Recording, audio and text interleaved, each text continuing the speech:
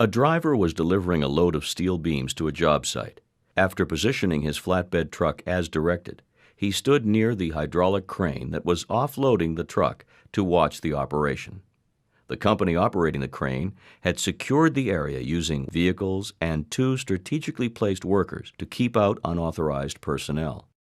However, no barricades were in place to stop workers from coming within the crane's swing radius. The driver was allowed to stay in the secured area because he was a friend and knew the operator.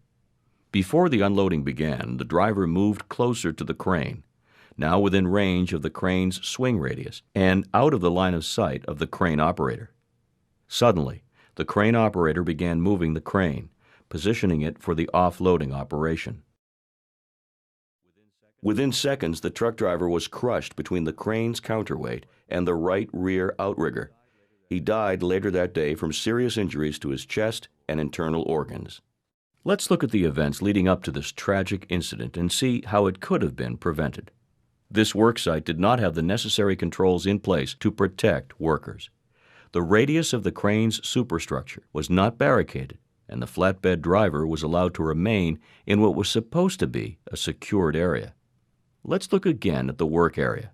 Now, a temporary barricade, including 3-inch caution tape, is in place to prevent workers from coming too close to the swing radius of the crane.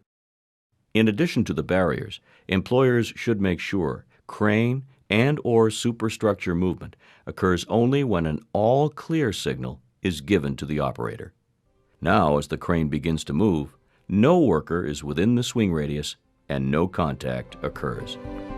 This example shows the importance of employers following OSHA's standards to ensure that workers are provided with a safe workplace. These types of construction deaths are preventable. The protective measures shown here save workers' lives. Use these protections on the job. It could be the difference between life and death.